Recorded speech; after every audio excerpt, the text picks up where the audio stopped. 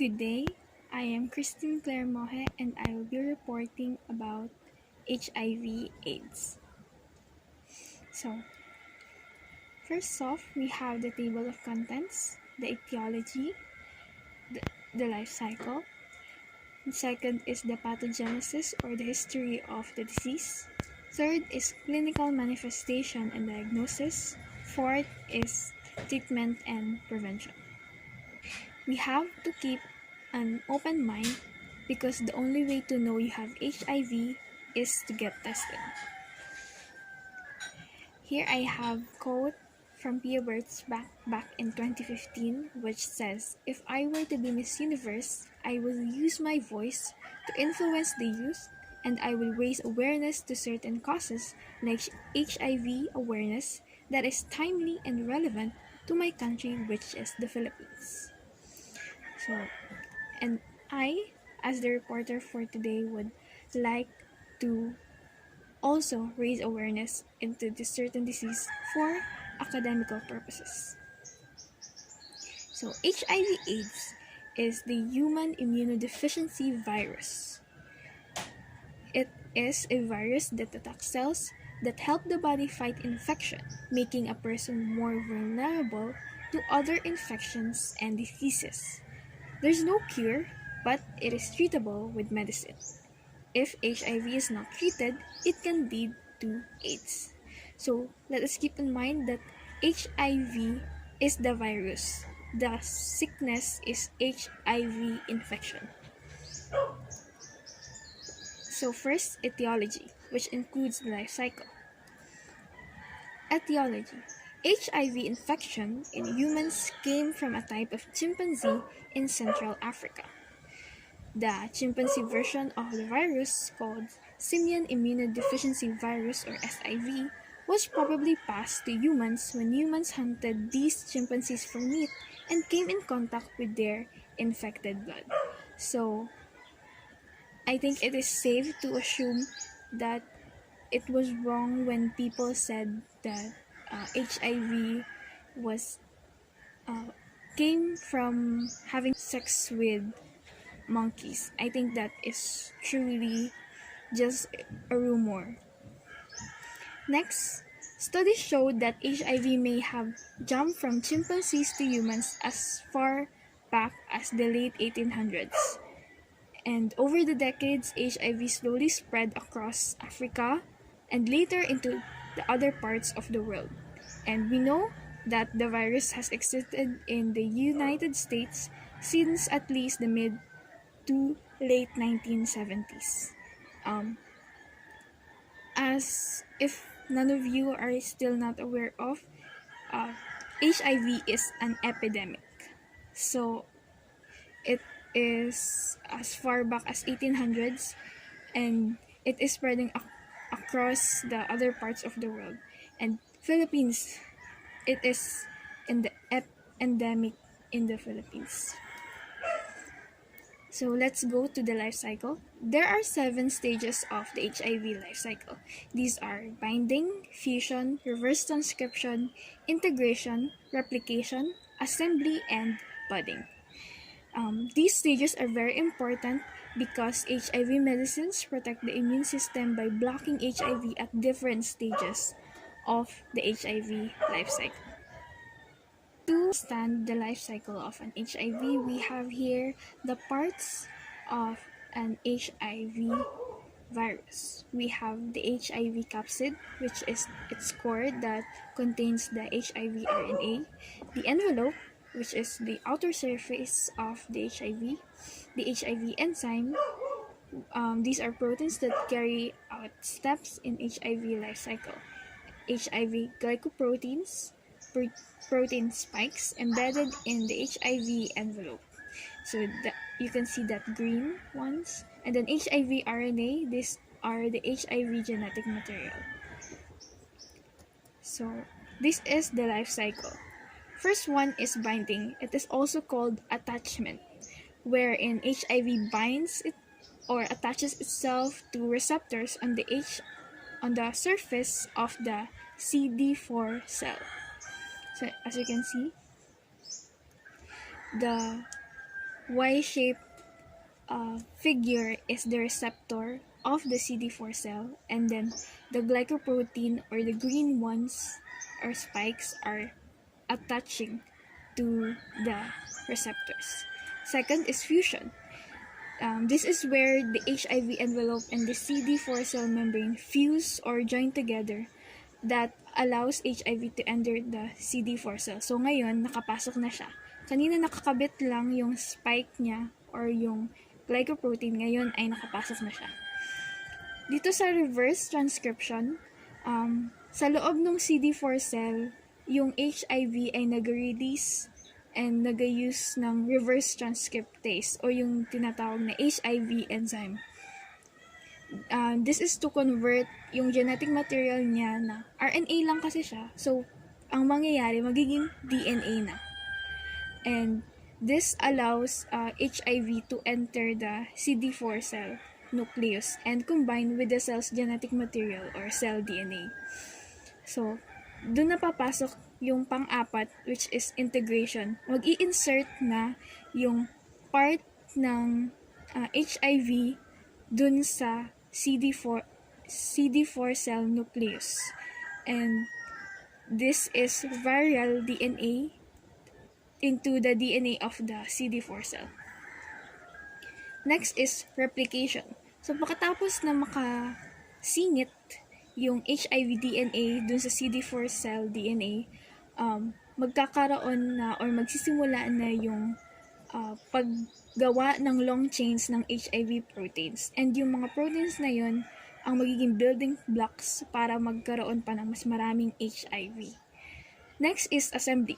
So ngayon, yung mga new HIV proteins at HIV RNA ay malabas na sa or mapunta na siya dun sa surface ng cell, and then they will assemble into immature or non-infectious HIV. So, non-infectious pa siya. Then the next is yung budding na. So, yung mga newly formed immature from the assembly stage ay maalis na palabas sa surface ng CD4 cell, and yung HIV ay mag-release ng protease, which is also an HIV enzyme, and this breaks up the long protein chains in the immature virus, and that creates the mature or infectious virus. And yun na, parang nagiging pugad yung CD4 cell ng HIV virus. Let's now go to the second part, which is the pathogenesis and the history of the disease. So, how is HIV spread first? HIV is transmitted through body fluids such as blood, semen, free seminal fluid, vaginal fluids, rectal fluids, and breast milk. We also have the perinatal transmission, which is the spread of HIV from a woman to her child during pregnancy, childbirth, or breastfeeding. So, hindi siya namamana, it is transmitted. So, in the United States, HIV is spread mainly by having anal or vaginal sex with someone who has HIV without using a condom or taking medicines to prevent or treat HIV.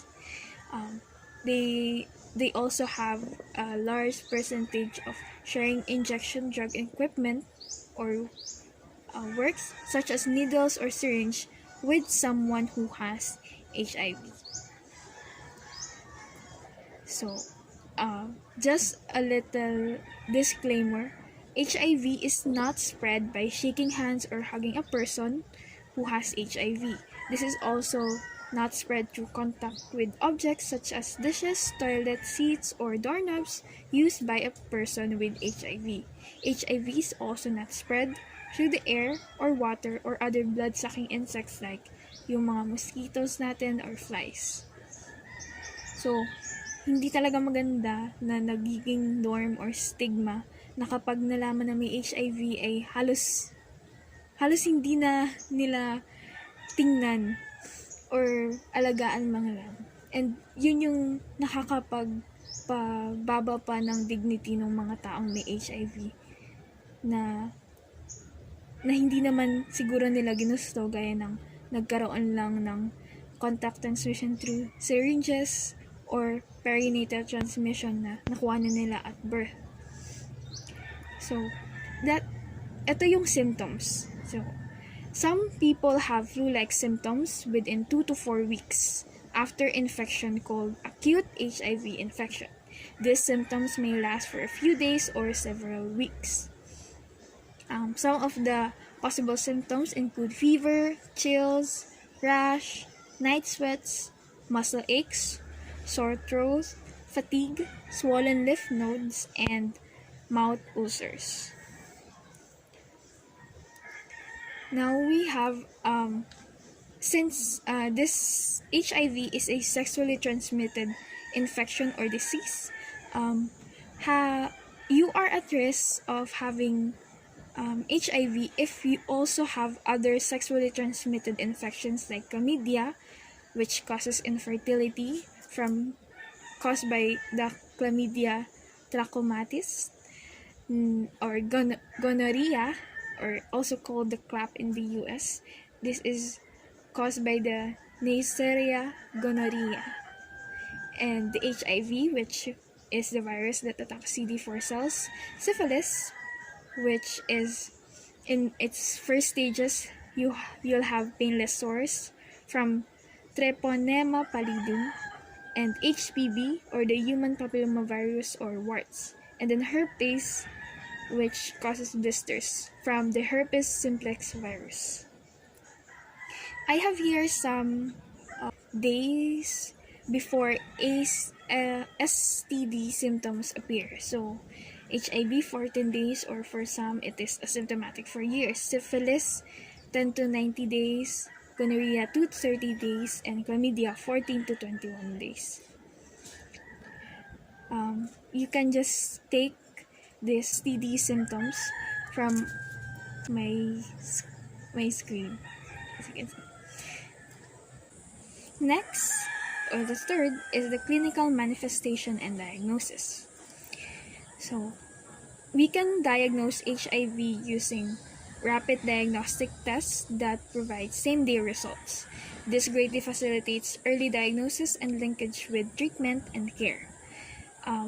We also have HIV self-tests for people who want to test themselves. However, no single test can provide a full HIV diagnosis. So, even this HIV self-test must need clinical assistance. Babies born to HIV-positive mothers, for children less than 18 months of age, serological testing is not sufficient to identify HIV infection. So, we have virological testing that must be provided as early as birth or at 6 weeks of age. So, a drop in CD4 cell count to less than 200 cells per cubic millimeter is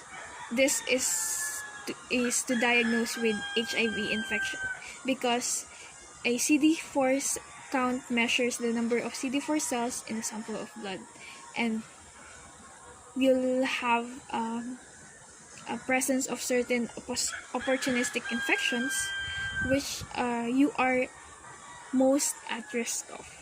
And although an AIDS diagnosis indicates severe damage to the immune system, HIV medicines can still help people at this stage of HIV infection.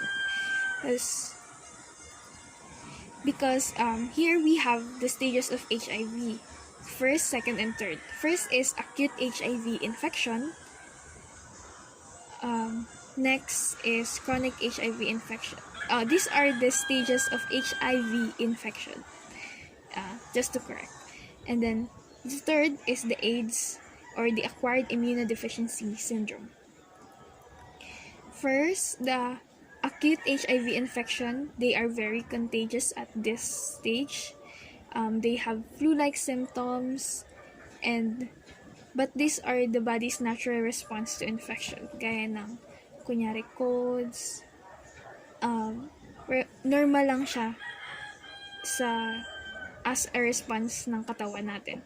Pero yung other people may not right away be sick at all. Kaya nga nung binanggit natin kanina na sometimes it takes years for people who has HIV para magkaroon sila ng symptoms. And yun yung kaya nga acute HIV infection ay very contagious sila kasi hindi mo alam na kunyari meron ka na pala nito and nakakahawa ka na sa iba without your knowledge. If you have flu-like symptoms and think you may have been exposed to HIV, you must seek medical care and ask for a test to diagnose acute infection. Although only antigen or antibody tests or nucleic acid tests can diagnose acute infection. The second stage of HIV infection is the chronic HIV infection. This is where the asymptomatic HIV infection or the clinical latency. So dito na yung asymptomatic sila and active pa rin pero hindi na masyadong nakakahawa. Only at low levels. And pwede na dito may symptoms pa rin sila or mostly kahit wala na. Without taking HIV medicine, this period may last a decade or longer, but some may progress faster. So, from chronic HIV infection, kapag hindi mo to agad na medicate, kasi yun lang naman yung pwedeng treat sa kanya, magiging stage 3 na siya. Kasi dumadami yung viral load sa katawan mo. This is the amount of HIV in the blood. So, if hindi na agapan agad, kahit na nasa chronic HIV infection na, magiging AIDS na siya. This is the most severe phase of HIV infection. And as you may know, as the picture suggests, they have so much badly damaged immune systems. So, they are very at risk in getting opportunistic infections. So, people receive an AIDS diagnosis when their CD4 cell count drops below 200 cells millimeter cube, or if they develop certain opportunistic infections. Kung kanina is tataas yung viral load, ibig sabihin dito, mas tumaas pa yung viral load niya. And very infectious din. Without treatment, people with AIDS typically survive about 3 years. So, sabi ay hanggang 3 years lang ang parang taning kapag hindi naagapan agad kung AIDS na. So, fourth is the treatment and prevention. I had here 3, which is the PrEP or pre-exposure prophylaxis.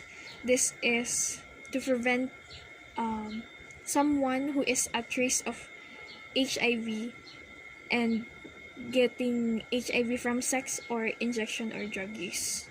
So, kung meron ka ng sakit na hindi masyadong maganda for your immune system, ito yung binibigay sa kanila. And then, of course, we have post-exposure prophylaxis. Ito yung medication na kailangan kuhanin mo agad within 3 days after exposure to HIV para ma-prevent yung virus from taking hold in your body. And then we have the antiretroviral or ARV therapy. It is also called ART with the therapy word. This is combinations of medication that includes 3 or more every day. This only reduces viral load. So, because as we all know, HIV is, if you have HIV, if you're infected, you have it for life. It is only treatable but not curable. So, how can you prevent STIs or STDs? This is a generalization. Of course, abstinence, no sex. Vaccination if it is available and you know you are at risk. Then, using condoms and monogamy. So, dapat isa lang. I have here statistics of in January 2022, there were 874 confirmed HIV positive individuals reported to the HIV, AIDS, and ART Registry of the Philippines, or HARP, and were accounted to the total of 95,212 reported cases since January 1984. Because January 1984 is the the date, the month and the year where the first case of HIV was noted in the Philippines. So, your body, your choices. I mean, we know it's your body, it's your choices, but choices also have accountability and responsibility. You have a responsibility to protect your body and even those around you. So, choose what makes them safe and also safe for yourself. That will be all. Thank you so much for listening. This is Kristen Claire Mohe, and I will see you next time. Bye!